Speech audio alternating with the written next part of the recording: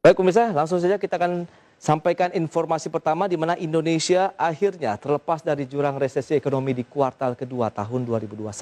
Data Badan Pusat Statistik menyebutkan pertumbuhan ekonomi Indonesia di kuartal 2 tumbuh 7,07% secara tahunan dan secara kuartalan naik 3,31%.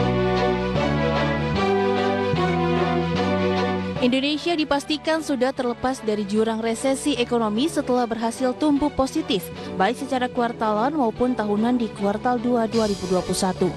Berdasarkan data Badan Pusat Statistik, pertumbuhan ekonomi Indonesia di kuartal 2 tumbuh 7,07% secara tahunan. Dan bila dilihat secara kuartalan, pertumbuhan ekonomi kuartal 2 tumbuh 3,31%.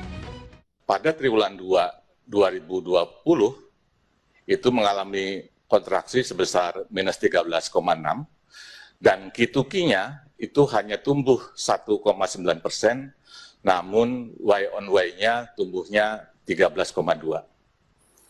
Apa yang ingin saya sampaikan Bapak Ibu sekalian, bahwa pertumbuhan ekonomi tinggi pada triwulan 2 secara Y on Y itu selain karena faktor adanya pemulihan ekonomi, juga karena faktor low base pada triwulan 2 yang lalu. Sementara itu, Menteri Koordinator Bidang Perekonomian Erlangga Hartarto optimistis pertumbuhan ekonomi pada tahun 2021 masih bisa tumbuh positif meski gelombang 2 pandemi COVID-19 belum usai. Dengan upaya mempercepat penanganan pandemi dan meningkatkan stimulus fiskal, pertumbuhan ekonomi diprediksi mencapai 4,5%. Seperti diketahui, Indonesia telah masuk ke jurang resesi sejak kuartal 3 tahun 2020 karena mengalami pertumbuhan negatif. Pertumbuhan ekonomi mulai kuartal 2 2020 sampai kuartal 1 2021 masing-masing minus 5,34%, minus 3,49%, minus 2,19% dan minus 0,74%. Oleh karena itu yang kita lihat adalah apa yang harus kita capai dalam target di Q4. Kita masih melihat apa yang terjadi di Q3 dan terus melakukan penanganan terhadap COVID. Namun seperti dalam perencanaan dan tadi juga dipaparkan oleh Ibu Menteri Keuangan, pemerintah melihat bahwa Q4 adalah potensi untuk kita membalikan keadaan kembali. Dan kita memperkirakan di Q4 secara year on year, itu perekonomian karena kita punya tabungan di kuartal kedua sebesar 7,07, maka diharapkan angka 3,7 sampai dengan 4,5 year on year di akhir tahun itu. Kontraksi ini terjadi sebagai akibat dari berbagai kebijakan pemerintah dalam rangka menekan angka kasus COVID-19, baik melalui pembatasan sosial berskala besar maupun pemberlakuan pembatasan kegiatan masyarakat. Lantas, mampukah pemerintah menjaga laju pertumbuhan ekonomi nasional pada kuartal 3 di tengah badai pandemi COVID-19? Saksikan pembahasan lengkapnya dalam Market Review, kejar target pertumbuhan ekonomi kuartal 3 2021. Dari Jakarta, Tim Liputan, IDEX Channel. Baik pemirsa, untuk membahas tema kita pagi ini sudah tersambung melalui Zoom bersama dengan Bima Yudhistira. Selamat pagi, Mas Bima. Selamat pagi. Ya, menarik kalau kita cermati dengan beberapa proyeksi pertumbuhan ekonomi Indonesia pada kuartal 3. Bahkan pemerintah masih optimis meskipun revisi sudah dilakukan sendiri oleh pemerintah bahkan lembaga dunia lain. Kita akan review dulu perjalanan dari pertumbuhan ekonomi Indonesia dari awal tahun hingga pertengahan tahun ini. Mas Bima, silakan. Bagaimana review Anda? Ya, pada waktu awal 2021 memang tekanan terhadap konsumsi rumah tangga, kemudian investasi itu cukup besar. Padahal pada waktu itu kasus hariannya masih berada di 3.000 sampai 5.000 kasus harian COVID-19 per hari. Akhirnya di kuartal pertama ekonomi tumbuhnya negatif, minus 0,71%. Tapi kemudian beranjak di kuartal kedua, ini situasinya sangat berbeda. Masyarakat mulai pede untuk berbelanja, ditunjukkan oleh indeks keyakinan konsumen yang lebih tinggi sampai bulan Juni.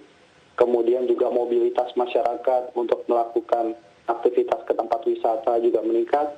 Sehingga kita melihat di kuartal kedua sebenarnya wajar ya, ekonomi bisa tumbuh positif bahkan sampai 7%. Yes. Secara detail, sektor-sektor usaha yang tinggi sampai 25% pertumbuhannya di kuartal kedua, ini sensitif terhadap mobilitas. Misalnya transportasi tumbuhnya sampai 25%, kemudian ada akomodasi makanan minum atau perhotelan, restoran, ini tumbuhnya juga di atas 20%. Nah, ini situasi yang terjadi di kuartal kedua. Dari faktor eksternalnya juga bergantung dari ekspor. Karena beberapa negara mitra dagang utama, baik Amerika, kemudian Tiongkok, itu permintaan terhadap bahan baku cukup tinggi, sehingga harga komoditas di kuartal kedua ikut menopang pertumbuhan ekonomi. Investasi juga yang berkaitan dengan sektor ekspor, perkebunan, kemudian pertambangan, investasinya mulai bergeser ke Indonesia bagian timur. Itu kira-kira gambaran di kuartal kedua. Nah, masalahnya apakah masih akan terus berlanjut dengan pola yang tadi sudah Anda sampaikan begitu, bahwa kita tahu sedang menghadapi juga ini gelombang kedua dari varian baru Delta untuk COVID-19. Apakah suasananya, situasinya akan sama? Faktor-faktornya jelas beda. Oke. Level playing field-nya berbeda sekali karena di kuartal ketiga ada PPKM darurat, PPKM level 4. Yes. Konsumsi yang tadinya meningkat ini kembali mengalami penurunan. Mobilitas juga masyarakat mulai sedikit terhambat. Dan situasinya mungkin mirip-mirip mobilitasnya seperti PSBB di awal 2020 dulu. Baik. Kemudian juga investor yang tadinya sudah banyak merealisasikan investasinya, industri beli barang, bahan baku yang lebih besar, ini mungkin akan sedikit tertunda juga di kuartal ketiga. Oke, tapi bagaimana dengan stimulus-stimulus yang sudah diberikan oleh pemerintah, insentif yang juga disampaikan kepada dunia usaha, apakah juga masih belum bisa mengangkat dengan adanya pembatasan tadi aktivitas masyarakat? Di kuartal kedua, ketika pemerintah misalnya memberikan insentif PPNBM 0% untuk kendaraan bermotor, kemudian pelonggaran juga dilakukan sebelum adanya PPKM, itu mendongkrak sektor transportasi, kemudian sektor industri alat angkutan. Baik. Sehingga otomotifnya ikut meningkat. Tetapi di kuartal ketiga, meskipun PPNBM masih berlaku untuk diskon kendaraan bermotor, tetapi karena pembatasan sosial yang cukup ketat ya, harus menunjukkan PCR atau bahkan sudah vaksin misalnya, itu yang menghambat sektor-sektor industri yang sangat sensitif terhadap mobilitas masyarakat. Ya, tapi kan vaksinasi memang menjadi game changer juga nih di Indonesia dengan adanya harapan bahwa akan terbentuk herd immunity, dan nampaknya sudah mulai terbentuk kalau kita lihat dengan masifnya juga pelaksanaan vaksinasi yang dilakukan oleh pemerintah hingga target 2 juta orang per hari. Apakah ini bisa akan mengangkat juga kinerja perekonomian pada kuartal ketiga? Kita semua berharap bahwa vaksinasi memang bisa lebih cepat. Karena targetnya juga 185 juta orang baru bisa mencapai herd immunity.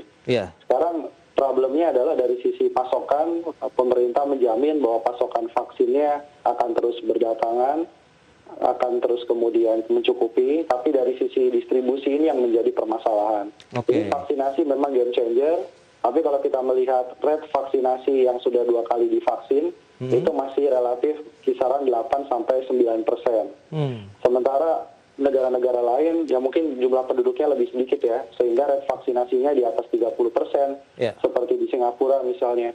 Sehingga kita bekerja dengan waktu, semakin tinggi rate vaksinasi, semakin cepat juga pemulihan ekonominya, itu harapannya. Nah, tapi di sisi lain kita tahu penerapan dari PPKM level 4 begitu yang sudah berlangsung, mungkin hari ini adalah hari terakhir begitu batasan apakah dilanjutkan atau tidak, terbukti ini bisa mengurangi penyebaran yang masif dari varian Delta. Nah, apakah ini akhirnya terprice in oleh market juga? Karena kan memang terbukti berhasil meredam laju penyebaran COVID-19 sendiri di Indonesia, Mas Bima. Ya, kita juga harus akui bahwa kasus yang pada waktu itu di atas 50.000 kasus per hari, kemudian mulai mengalami penurunan ya, kasus hariannya. Di kisaran 30 ribuan kasus per hari. Jadi memang ada progres. Tetapi market tentu mengharapkan adanya percepatan lagi. Kalau kita bisa kembali di bawah 10.000 kasus harian atau bahkan 5.000 kasus harian, ini lebih baik lagi. Jadi memang sektor-sektor yang sensitif terhadap pergerakan ini masih dijauhi, sementara yang mungkin meningkat pesat justru informasi, komunikasi, sektor kesehatan. Ini adalah sektor yang tetap diburu oleh investor. Baik, lantas Silio sendiri bagaimana melihat proyeksi pertumbuhan ekonomi di kuartal 3, Mas? Tapi tahan dulu jawabannya, kita akan jeda dulu sebentar dan pemirsa.